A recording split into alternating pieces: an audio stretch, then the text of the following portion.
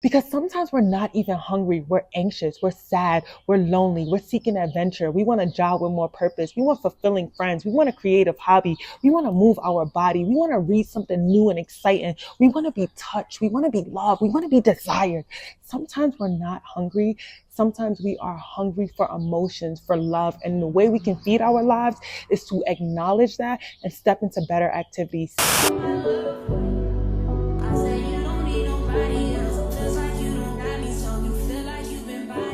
Hey y'all, it's your girl Ariel Simone and I am a holistic nutritionist, and today's episode is all about emotional eating, why we eat the way we eat, what our cravings really mean, how to unpack certain feelings, how to feed our lives in other ways, different holistic therapies that we need, how to know when you are emotional eating, the difference between certain hunger cues, when we're eye hunger, heart hunger, stomach hunger, knowing the difference between it all and being able to subconsciously make better food choices and heal and transform our relationship with food.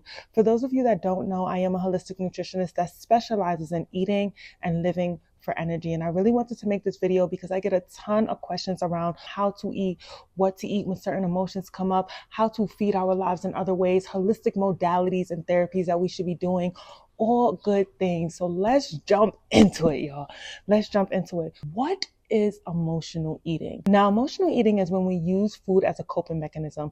We eat food when we're stressed. We tend to binge eat when we're sad, when we're lonely, when we're seeking intimacy or adventure or any type of affection, or after a hard day or a long conversation, or having a job that's not fulfilling or purposeful, or just like doing things we don't want to do all day. We're feeling frustrated, sad, lonely, anything like that. It is when we resort to food to feel better. And we don't want to go to food for certain emotions. We want to instead create a healthy balance between it all. Because one thing about it is our relationship with food really matters. So that brings me to this question. What is your relationship like with food? And let's be honest. Let's be honest with it. What is your relationship like with food? And when I ask that, I mean, are you codependent on it? Do you need it to feel better? Is food more of a convenience thing to you? Do you usually eat quick and on the go when you're in a rush? Do you take more time and add a lot of intention behind certain foods? What is your current relationship like with food? How do you feel when you eat? And also, how do you want to feel? Talk to me in the comments, y'all, because you know I like to talk back. And this question is just going to help us take great inventory on how we show up when we make certain food choices. So here are a few signs that you might be an emotional eater. 1, if you tend to feel guilty, shameful, or like sad and frustrated after you eat a meal because you notice that your meal wasn't in alignment with your diet goals or your wellness goals, or you don't feel good about it afterwards. 2, if you tend to go on a lot of diets and different detoxes and cleanses, and then you're on a roll, you're like, I'm on 100, I feel great, I feel good. And then the second the cleanse is over, you're back to your old eating habits. You tend to ebb and flow between diets often. You don't really know what works well for your body. And if you do know, you also don't know how to stay consistent with it and how to create a healthy balance, because you're either 1 or 100. And it's really all about finding the 50, but we're going to get into that later. It's really all about finding the balance. But for now, you're either like all or nothing, and you don't really know what your balance looks like. That's how you also know you're an emotional eater.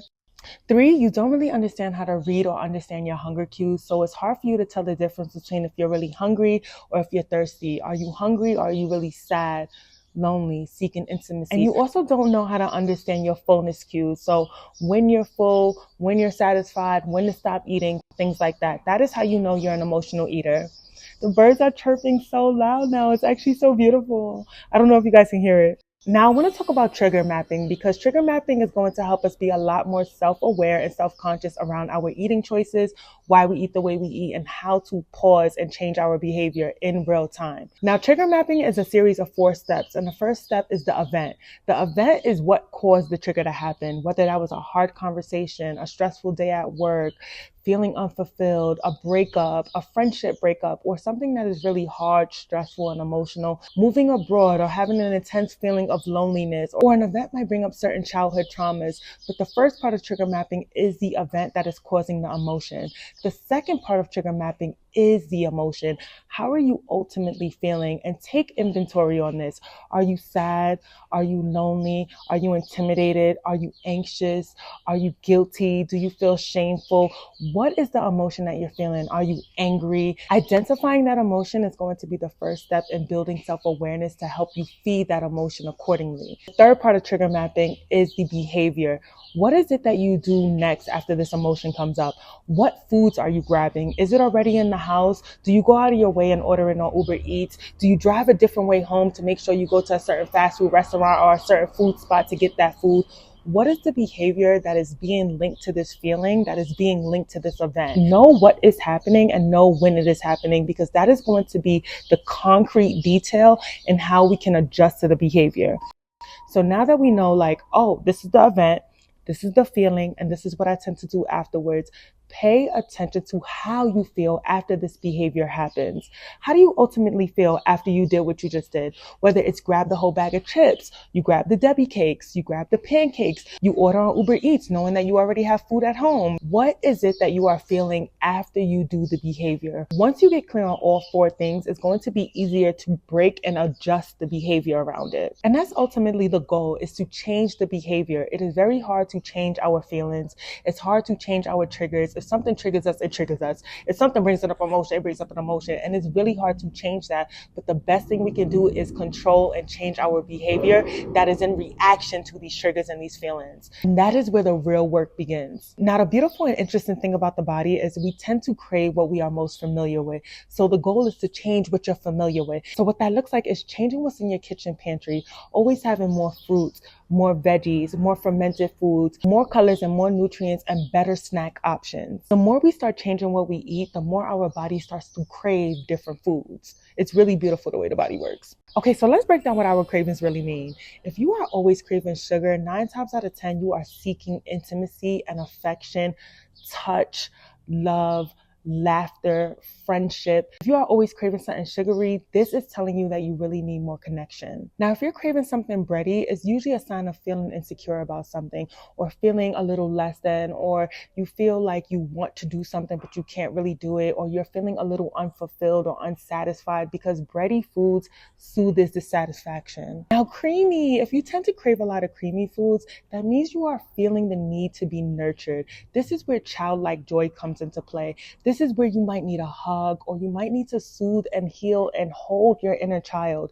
Do things that are more self-loving for your inner child. And this is also where certain childhood traumas might come up if you tend to always crave something creamy. Now, crunchy foods, always craving something crunchy, soothes anxiety. It is all about releasing the tension in our jaw, it releases anxiety, feelings of nervousness, feelings of anxiousness. It is helping with that. If you are always craving something crunchy, 9 times out of 10, you are feeling anxious, overwhelmed, or stressed.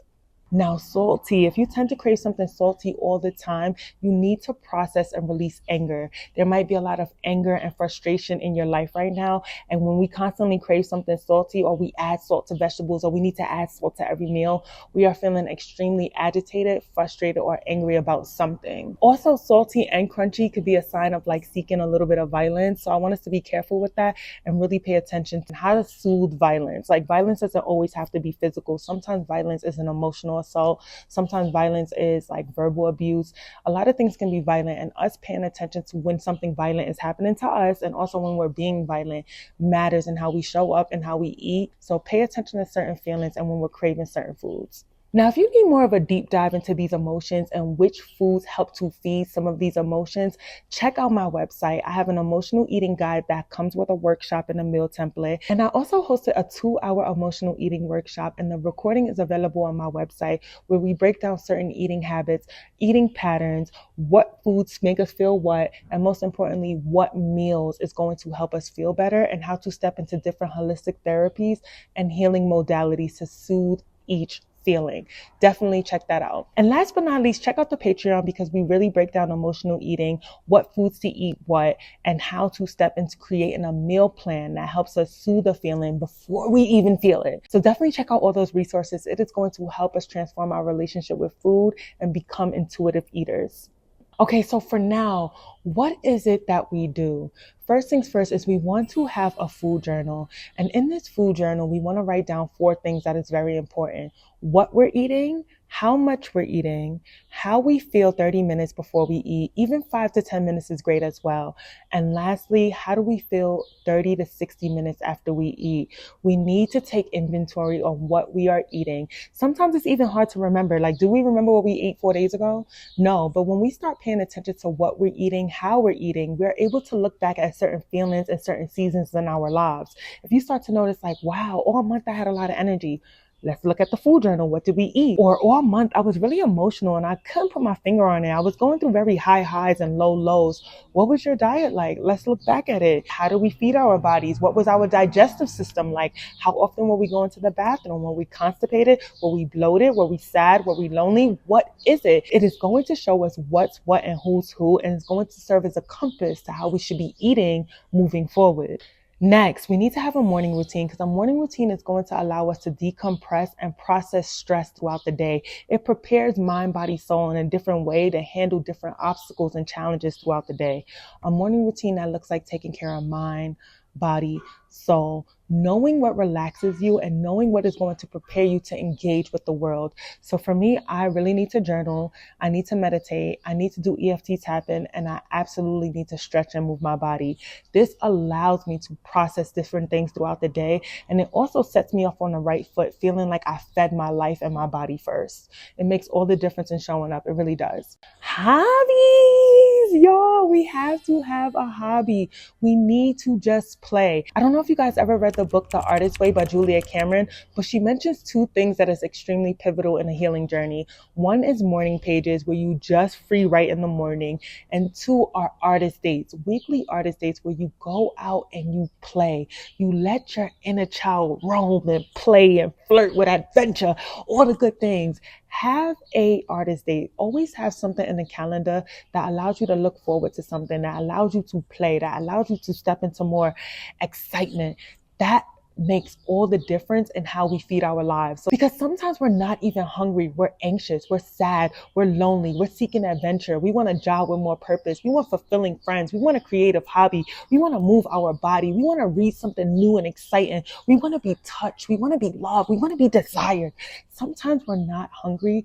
Sometimes we are hungry for emotions, for love. And the way we can feed our lives is to acknowledge that and step into better activities, step into more mindful movement, step into more intentional community, step into more self-love, more self-massages, more baths, more self-rituals, more candle lights, more aromatherapy, more sleep, more morning routine, more skincare routines, more good things for us. And this is the way we ultimately feed our lives, through habitual practices, through understanding what the emotion is and directly addressing it and feeding it in that way. Next, I highly recommend everyone to have a wellness corner or just a sanctuary in your space where this is where you go to journal, to pray, to meditate, to stretch, to really take care of yourself. Know what brings you peace and try to create a sacred space in your home to always tap into that peace. So when certain emotions come up, you're like, let me just go to my wellness corner real quick. This is great for when certain emotions come up. You can always tap into your wellness space and you can always tap into self-soothing. And I don't know if anybody else is like me, but sometimes when I'm stressed or I'm anxious and you can't really be that feeling in that moment, like let's say you're at an airport and you're in a high stress situation and you got to reserve that aftercare for later. You got to you can't really react in that moment. You got to really take care of your feelings later. That is the time to plan how you're going to take care of your feelings. Like, oh, tonight I'm going to take a bath. Tonight I'm going to light me a candle. Tonight I'm going to make sure I journal. Tonight I'm going to practice deep breathing. Tonight I'm going to be doing EFT tapping. Tonight is when I'm really going to be taking care of this feeling versus like tonight I'm going to eat whatever I want. No. When we have the time to change the behavior, we want to be very mindful in changing that behavior and changing it in a way that is going to self-soothe us long term. Because 9 times out of 10, when we self-soothe ourselves with that instant gratification, that food, those chips, the muffins, the cookies, the cakes, we feel good for maybe 10, 20 minutes. But afterwards, we're bloated and constipated and tired and groggy and then feeling guilty, like, why did I eat that? We do not want those feelings. We are thinking long term. We're thinking about tomorrow. We're thinking about the week after that. We're thinking about how we want to feel. We're thinking about our wellness goals. We're thinking about future us. That is how we want to start thinking about future us and how we ultimately want to feel. And last but not least, a holistic therapy that is so important in healing our lives is community. And I'm talking intentional community. Pay attention to the friends that are soothing, the friends that make you feel relaxed, the friends that calm your central nervous system down, the friends that make you laugh, that entertain you, that inspire you, that encourage you to step into your higher self. Not sometimes the friends that it's like, oh, you made me tired after hanging out with you, or the friends that's like, oh girl, you do a lot for the plot, or like, oh, this is a little chaotic. We have to know when to indulge into certain communities and that there's a time and place for everything, and our relationship with food matters. Because at the end of the day, everything feeds us. The quality of our conversations, our friends, the music we listen to, doom scrolling, who we follow, what we subscribe to, what we're watching. Everything feeds us in different ways, and we need to pay attention to what we're digesting. If certain friends make you feel like drained and tired at the end of the day, you have to interact with them on a different level. You have to create certain emotional boundaries around them and honor discernment around certain things, because it really matters in how you take care of yourself afterwards. There's been times where I hung out with certain people and I felt so drained afterwards that all I could do was go home and eat a bag of chips. Or there's been times where I had such a frustrating conversation where afterwards all I was craving was steak, something tough, something chewy, something that was going to distract me and help me release my frustration. We don't want that. We want to pay attention to how we feel around certain people and how we can step into better aftercare after that. I also highly recommend making a list of your top 3 people that make you feel at peace, at ease, that make you feel good. This way you can always tune in with your people to help you feel better. So I want to pause here and ask y'all, when you are feeling very emotional or very stressed out, what is the first food that you grab? Write it down in the comments because I want to know. Because for me, it was so weird. Like, when I'm really happy, I eat a lot. Like when I'm stressed or I'm sad or I'm really like not in a good mood, I don't really eat. But when I'm happy, I eat a lot and I can't stop eating. I'm going to binge on all the strawberries. I'm going to binge on all the bananas. I'm going to have like 5 bananas in one sitting. When I'm happy, I eat. So what is it with y'all? Like, what emotion brings up what certain food cravings? And if you're not sure, that is also very okay. This is all a part of being more self-aware around our eating habits, how we emotionally show up, and the foods that we choose when we are feeling a certain way. So this is the end of this video. Please share one takeaway that you want to start trying, one healing modality that you want to start stepping into, or if you already have any healing therapies that you already do, comment below, share the wealth, and please y'all like, comment, and subscribe. Tell a friend to tell a friend. I'm so grateful to have y'all here. Please check out my website, check out my ebooks. We have an emotional eating workbook as well as a meal template. And on my website, there's a ton of resources centered around plant-based eating, gut health, and emotional eating, y'all. Because one thing we're going to do is learn how to eat for energy and have a joyful relationship with food, y'all. So this is the end of this video. Thank you for tuning in. I appreciate y'all. Big love, not the little one, not the little one.